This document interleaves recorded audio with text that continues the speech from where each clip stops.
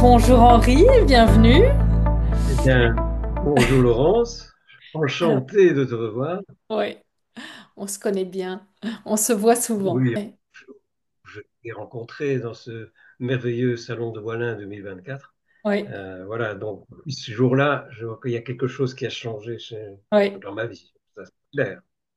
oui, parce que tu étais déjà en train d'écrire. Tu rêvais d'écrire depuis très longtemps. C'est quelque Ouais. chose qui t'habitait déjà depuis plusieurs années. Il y a eu un Oui, déclencheur. oui, le déclencheur, ça a été une masterclass d'Éric Emmanuel Schmitt. J'avais pas d'idée particulière au départ, mais c'est vraiment lui qui a dit dans sa masterclass, euh, quand tout livre débute par une émotion. Et c'est ce qui m'est arrivé à un moment donné dans cette masterclass, à la lecture d'un petit texte écrit par quelqu'un d'autre, et qui a déclenché chez moi une émotion intense, et qui m'a dit, oui, je sais ce que je vais raconter comme histoire. C'est beau ça. Donc c'est un atelier d'écriture Hmm. finalement qui t'a mis Oui, le pied à l'étrier l'atelier. et qui t'a donné envie de Oui, d'écrire un roman, hein. Et donc oui, tu as démarré et tu as démarré un peu au feeling, à l'intuition, ou bon, tu avais suivi la masterclass, donc tu avais eu probablement quelques oui, directives. Comment ça s'est oui. passé? Combien de temps est-ce que ça t'a pris? Ben, à peu près une année. À peu près une année. Le trigger, comme on dit en anglais, l'élément déclencheur, c'est justement cette émotion que j'ai eue en lisant ce petit texte dans cette masterclass, qui était faite pour les gens qui avaient envie d'écrire mais qui n'osaient pas. Bizarrement, j'ai écrit le milieu du roman en premier lieu, et je suis allé vers le début et vers la fin après avoir écrit le milieu du roman. On avait loué une petite maison à l'année où je me suis retranché pendant 7 semaines et où la majorité, la grande partie du roman a été écrite, mais là, je ne faisais que ça. J'allais me promener, j'allais voir la mer, je revenais et j'écrivais parfois jusque 2 heures du matin, parfois jusque 10 heures. Donc, je mangeais, je dormais, j'écrivais. J'étais immergé dans les personnages et c'est là que les personnages se sont mis à me parler. J'avais une idée de départ, et puis progressivement, chacun des personnages qui se sont mis en place, que j'avais mis en scène, eh bien, ils sont commencés à me parler. C'est Oui, tout à fait étrange comme oui, ils sentiment. deviennent vivants, hein. Ils Les... viennent vivants, Oui, oui, oui, ça ils devient viennent vivants des dans la tête. personnes à part entière et qui viennent nous parler dans nos rêves. On n'est plus qu'un Ouais, médium. ouais, C'est un petit peu ça, l'écrivain médium. Ouais. oui. Pour finalement, donc après une année, mettre le point final. Je ne savais pas encore si j'allais faire quelque chose avec. Et c'est alors que, bon, que tu es intervenu. Euh, j'ai vu apparaître ton visage sur Facebook, un peu bizarrement, mais je ne sais pas ce qui a fait ça, mais j'ai vu que tu organisais un salon à Voilà. Je me suis dit, ben là, je vais aller. Je vais rencontrer des auteurs. Je sais pas, j'avais besoin de rencontrer des gens, des gens qui écrivaient déjà, qui avaient déjà écrit des livres, qui avaient une expérience, et je voulais discuter avec eux de cette expérience-là. Oui, une fois qu'on a... C'est vrai que l'écriture est quelque chose d'assez solitaire. On est avec ses personnages, avec son histoire, mais à un moment donné, il faut bien le mettre au Ouais. monde, hein, ce Oui, manuscrit, ce livre. Et donc, on doit aller vers les si on autres. décide.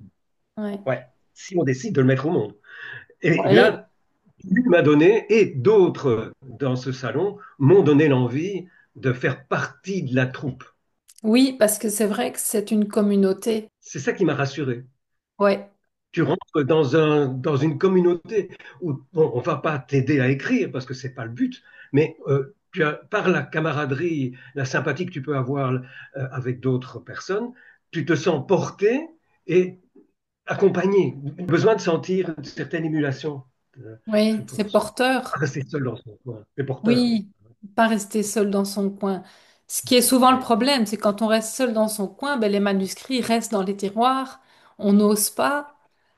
Et donc venir exact. au contact des auteurs, finalement, rend la chose plus accessible. Ça paraît plus réalisable. Oui. Celui qui a envie d'écrire ne doit pas rester seul. Il doit rencontrer d'autres, parler avec d'autres. Le voici, le voilà. Et le voilà. Eh oui, Magnifique. le Donc, voilà le c'est avec la fameux, caméra, le voilà. fameux roman. Clair de lune à Maubeuge. Entre évidemment la fin du manuscrit, le manuscrit, voilà, t'as mis ton point final. Et ceci, il y a encore eu du boulot. Ah, il y a eu beaucoup de boulot, beaucoup de boulot. Et il y a eu une phase de bêta lecture où on Oui, confie son écrit à des gens qui vont te faire des remarques gentilles et parfois très, très, très perspicaces sur le livre en mettant le doigt sur pas mal de défauts, parce que les défauts, il y en a toujours.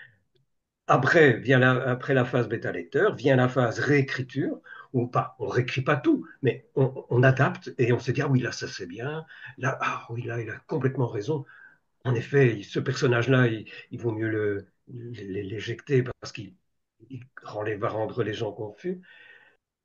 Et puis vient le problème, c'est qu'il faut passer à la réalisation pratique, puisque là, tu es intervenu, j'ai fait oui, appel à toi, parce que c'est impossible.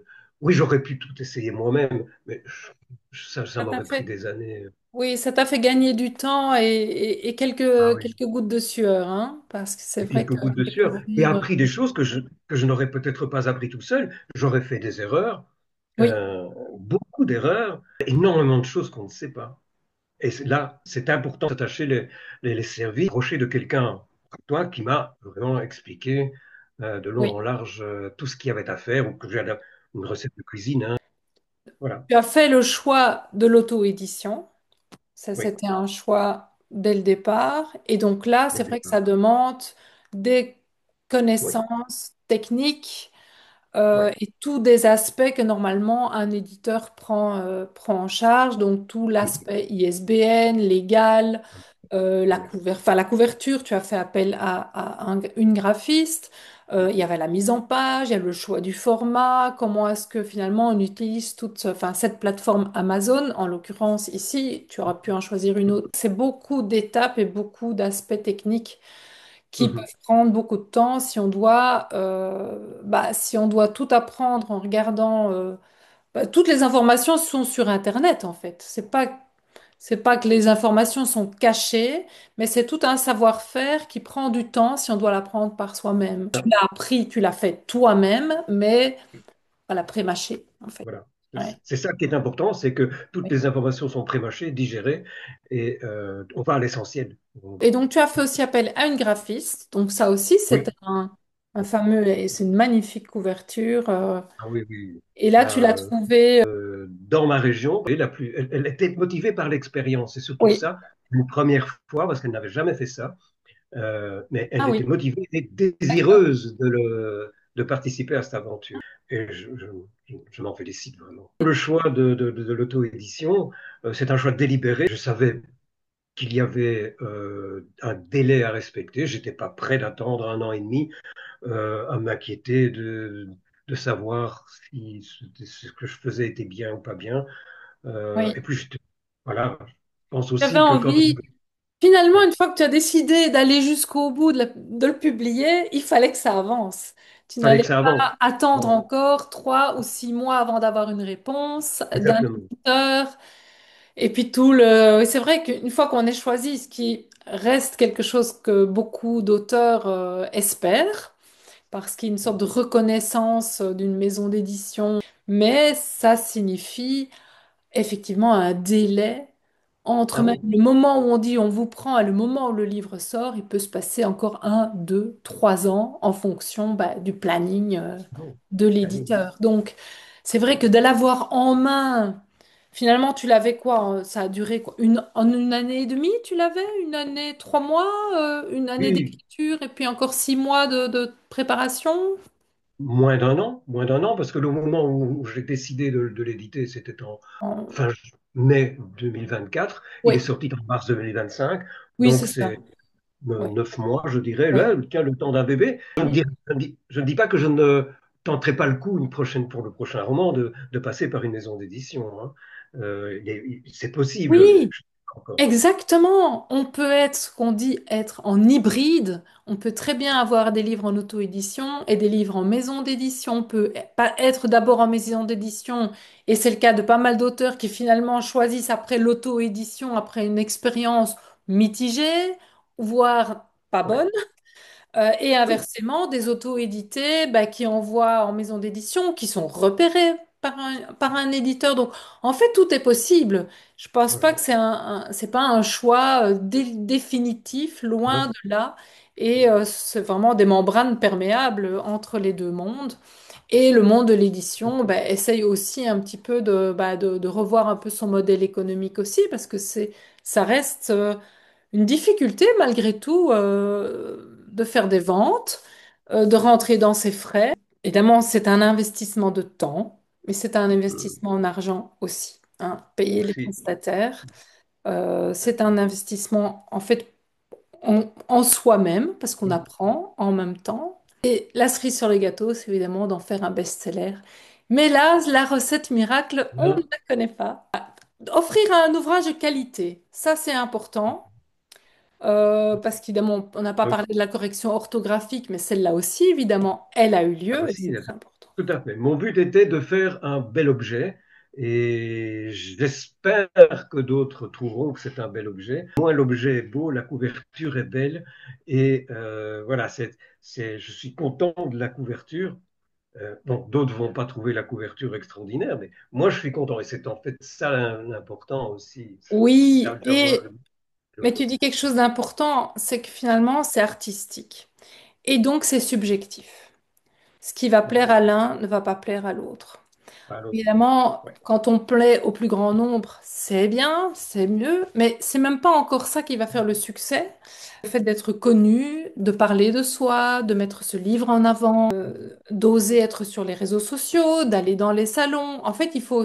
Là, ça... l'autre partie du métier d'auteur et d'écrivain, ben, c'est de se rendre visible. C'est tout l'aspect communication qui n'est pas nécessairement la partie la plus chouette pour l'auteur, parce que bah, les auteurs, ils aiment bien écrire, voilà, ils sont seuls, ce côté solitaire et du plaisir des mots et des personnages et de l'histoire qu'on invente. Mais il Ouais. faut quand même à un moment donné qu'on se mette dans la lumière avec son bouquin et Ouais. parler de son histoire. Donc ça, c'est En encore effet. un autre Et aspect. c'est un autre aspect. Et à ce sujet, je vais ajouter qu'il est, en tant qu'auteur, je ne sais pas si c'est pareil pour toi qui es autrice aussi, mais moi j'éprouve beaucoup plus de difficultés à parler de mon bouquin que de parler du bouquin de quelqu'un d'autre. Je me sens pas légitime pour parler de mon bouquin.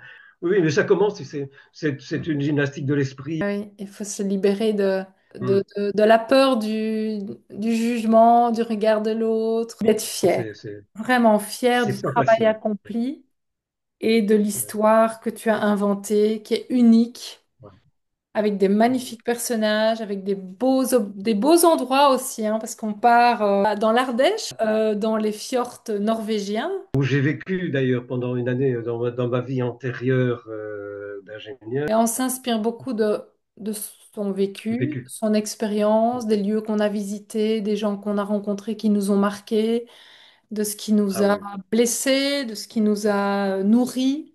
Tout ça fait partie ouais, de des histoires que l'on raconte. L'écriture, elle se développe ouais. au fur et à mesure qu'on écrit. Le seul conseil qu'on peut donner, finalement, c'est d'écrire encore et encore et encore. Et plus on écrit, plus on a facile à écrire, je trouve. Les premières pages sont très difficiles. Le nombre de fois que j'ai raturé et recommencé les premières pages. Maintenant, je rature moins, je recommence moins. Parce que c'est une gymnastique, c'est quelque chose qu'on apprend aussi. Les gens qui veulent se lancer dans l'écriture, ils se trouvent dans leur première page et puis ils se disent, mais je n'arrive pas à écrire trois lignes convenablement. Ah ben non, ben moi non plus, c'était comme ça. Mais après, oui, ben tu écris, tu finis par écrire un roman de 400 pages, 450, et puis tu dis, ben finalement, oui, je les ai écrits ces 450 pages. Et la 451e, elle vient beaucoup plus facilement que Pas de sens quand on démarre bah, de se comparer à des auteurs confirmés, parce que non, eux, bah, non, ça non. fait aussi des années qu'ils ont derrière eux d'écriture. On n'est Ouais, pas tous au même ouais, point. Donc c'est quelque chose à Ouais. éviter absolument, c'est la comparaison. On a tous notre façon d'écrire et qui va évoluer dans le temps d'ailleurs aussi. Ce recueil aussi Ah, dont tu as fait partie, donc l'année dernière, c'est une belle aventure aussi. Ouais. donc, qui est sorti en décembre 2024, et donc ça c'était l'écriture de l'été. Quelle a été pour toi l'expérience en fait de l'écriture de cette nouvelle? Cette expérience collective, je ressens justement le- l'expérience collective.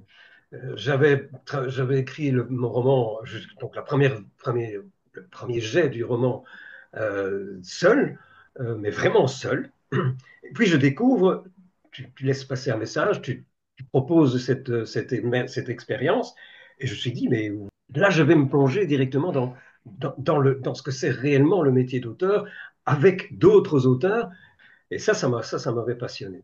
On est tous un peu timides au départ, on n'osait pas trop parler sur Zoom. Et puis bon, tu nous as mis à notre aise et finalement tout le monde s'est lâché et on a fini par tous se retrouver dans un Oui. café, dans un restaurant à Wavre Oui. pour la promotion du livre. Avec vraiment cet esprit d'entraide et de soutien, Oui, parce qu'il y avait des niveaux différents d'expérience dans l'écriture. Il y en a qui démarraient vraiment, c'est oui, la première fois, et puis comme toi, bah, c'est tu ça. terminais un roman, donc voilà, tu savais par quoi tu étais passé. J'admire parce que le résultat final de ce, De de ce ce recueil. recueil est finalement très bon et on ne sent pas véritablement de différence. Oui, on sent la différence d'écriture, la différence de personnalité, la différence d'intérêt, mais sinon, au niveau qualité, je trouve que les 10 Oui, les 10 histoires histoires se sont valent. vraiment belles. C'est la façon dont tu as organisé les choses qui font qu'en en fait, on s'est fort bien intégrés les uns les autres. Je dois donner un conseil à Oui, quelqu'un qui a envie, comme moi j'étais il y a un an et demi, de vraiment faire ce qu'il a envie de faire. S'il a envie d'écrire, mais qu'il se donne les moyens, et de s'entourer de quelqu'un qui va le motiver, pas pour rien, mais pour lui donner l'émulation et l'envie de continuer. Parce que parfois, j'ai ressenti ça, c'est qu'à un moment donné, tu te dis, mais ce que j'écris n'est pas bien, alors que c'est pas vrai, hein, mais je n'aime plus ce que j'écris. Et là, envie de laisser tomber, on se dit, oh, de toute façon, ça n'en vaut pas la peine. Si tu as quelqu'un qui est à côté de toi, ou que tu peux parler, et c'est pour ça qu'il faut s'entourer.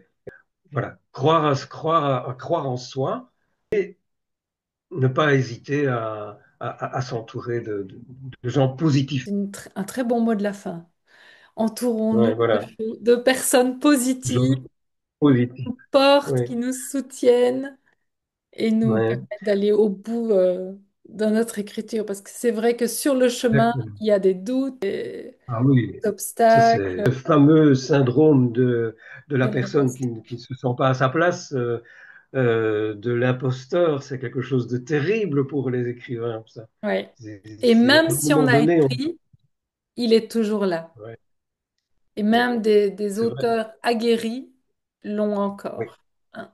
non Donc, encore. oui. C'est un Donc, c'est pas syndrome quelque chose terrible. que Mais l'on supprime ou que l'on efface. On doit vivre avec et non. passer outre. Bah, Mais il y a un moment où c'est nécessaire de passer au, d'où l'intérêt d'être le entouré de soutien. personnes positives. Voilà. Exact. Allez, chouette. Merci Henri pour cette interview très intéressante et j'espère qu'elle vous a plu.